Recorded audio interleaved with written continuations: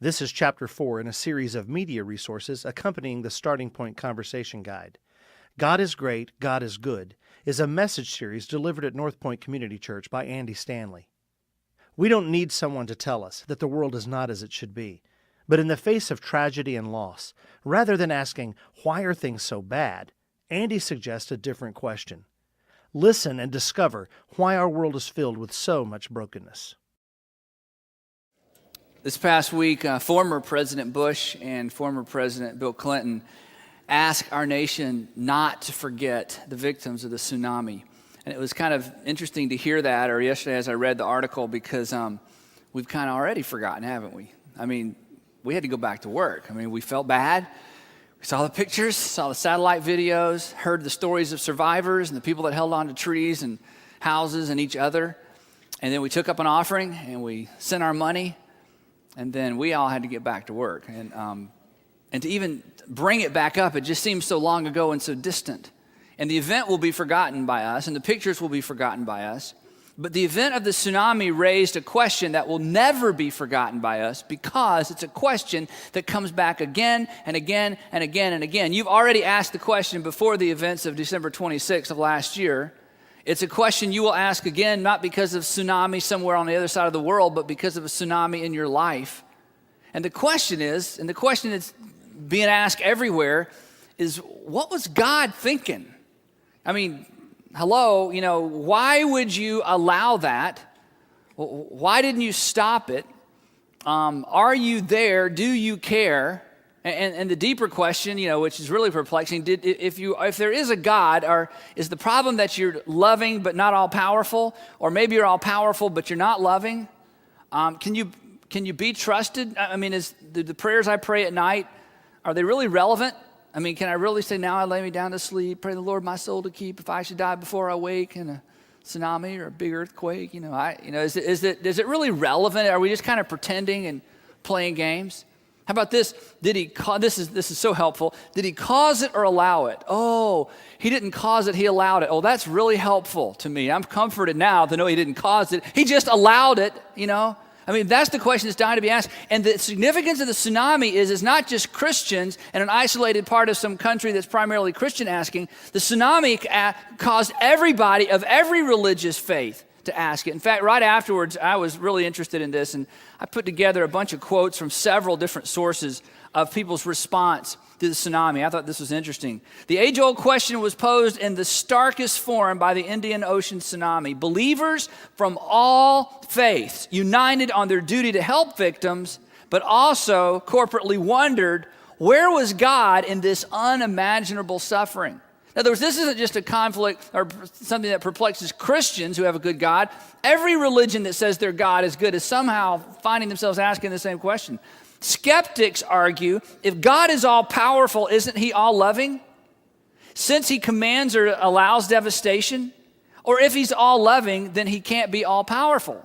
Because if he's all loving, he wouldn't have allowed it to happen. If he's all powerful, he could have kept it from happening. Since it happened, is it that he's not all powerful? Or is he just not all loving? Here's another one. Skepticism surged in many tsunami commentaries. Even the Archbishop of Canterbury, Rowan Williams, said, "This has made me question God's existence." Unlike Williams, some adherents of Christianity, Judaism, and Islam provided cocksure explanations that the tsunami was divine punishment. Certain Hindus and Buddhists saw the outworkings of reincarnation and the law of karma, which teaches that misdeeds in previous lives cause justified suffering in this life. In other words, one way of looking at it is, everybody in those areas simultaneously had just bad enough karma they could all be taken out at one time, and somehow the law of karma and reincarnation made all that justifiable. I mean, they're searching for answers. British evangelical Derek Kidner has written he writes this, human arguments exhaust themselves. We can never know all the factors involved, and God is not accountable to us.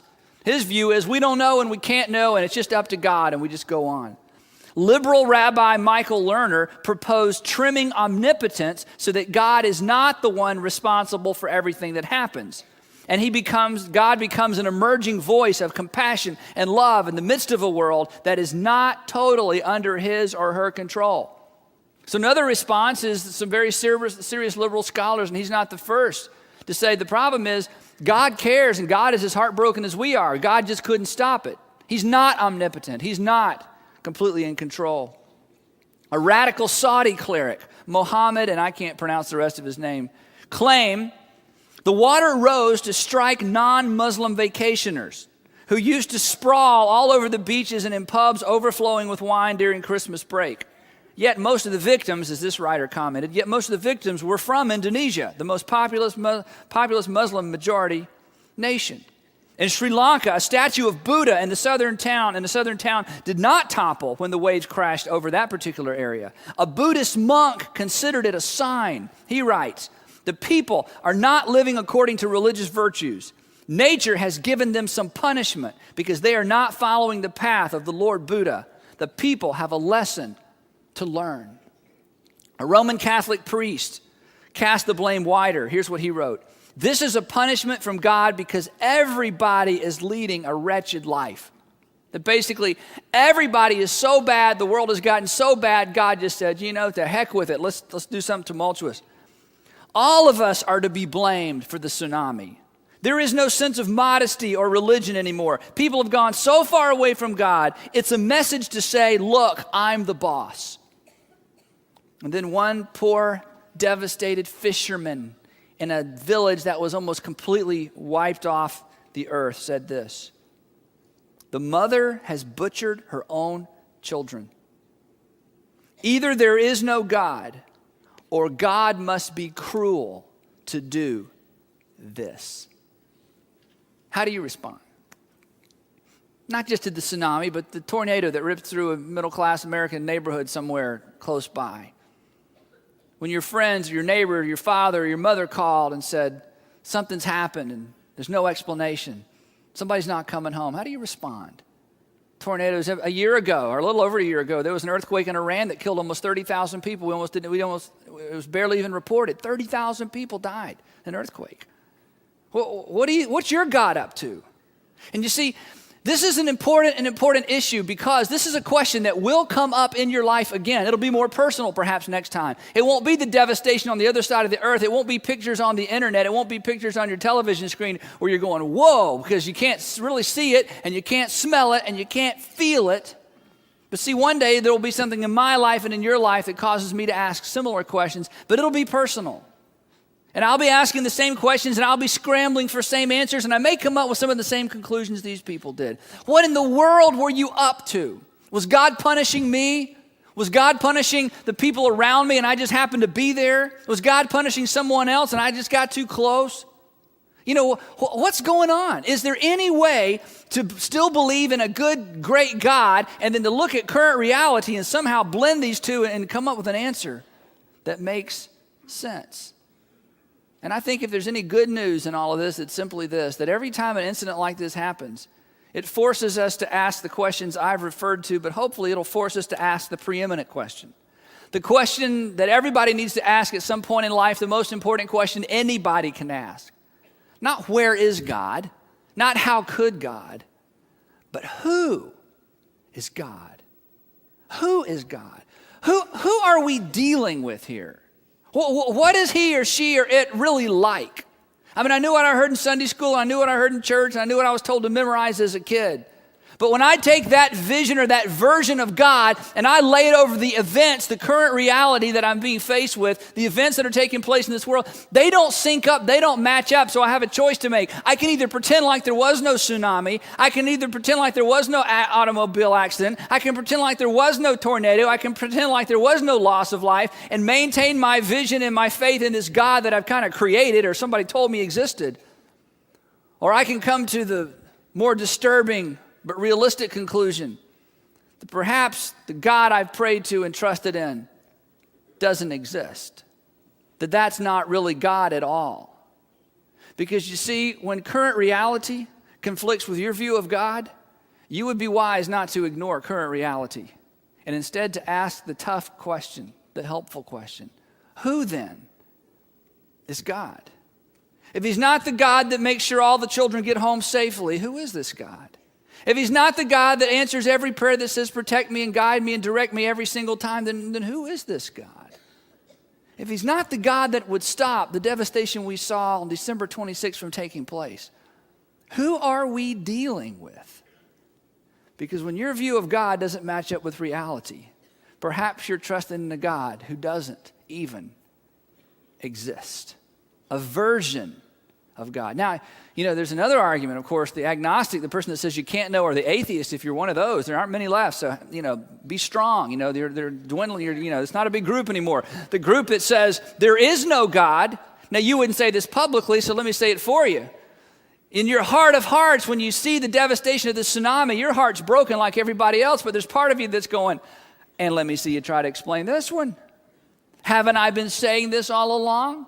Can you Christians and you Buddhists and you Hindus and you Muslims and you Jewish people, can you continue to embrace the notion of an all-powerful God in the face of this kind of devastation? I mean, come on.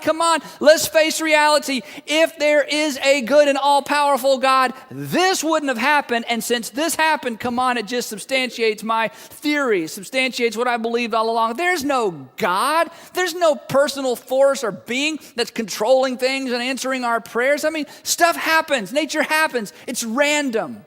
And you're wasting your time trying to come up with an answer or a solution or a theory. Come on, face reality. Life happens. Then you die. And there is no rhyme. There is no reason. And there's nothing predictable about it. And if you find yourself in that camp, let me just throw out a thought for you before we move on. Before you judge us too harshly, could it be that you have the same problem that some of us have? Your problem is you've decided if there were a God, here's what he would look like. And since the way I've decided God should look like doesn't match up with current reality, he must not be there. Isn't that simply what other people have done? That you've decided what God would and could be like if there were a God? You've created a God in your mind, and since you can't find evidence of him or her anywhere, you've come to the conclusion that he or she does not exist. Could it be that you need to stop and ask the same question all of us need to ask? Who is this God? Who are we dealing with here? And is there a clue in the devastation? And is there a clue in the destruction? And is there a clue in the loss of life? And as unsettling as it is, isn't it a question I need to ask? And aren't those clues I need to track down? Now, here's the amazing thing. See, if you're a Christian, the events and the consequences of the tsunami should not take the legs out from underneath your faith. In fact, we don't even need to flinch. In fact, as we're going to see, events such as the tsunami actually substantiate what we've been saying all along. But because those of us who are Christians sometimes lose sight of what it is that we believe, we flinch and we get a little insecure and we're not sure how to answer that question. We should be the most heartbroken. We should be the most generous in terms of coming back around and supporting those who've been injured by that kind of event. But at the same time, we don't need to flinch and we don't need to hide and we don't need to go looking for ridiculous answers to the question of where was God and why was God? Because as Christians, we know from the Old Testament, from day one all the way through the New Testament, that God consistently, I mean, you may not like the answer, but here's the Christian's response.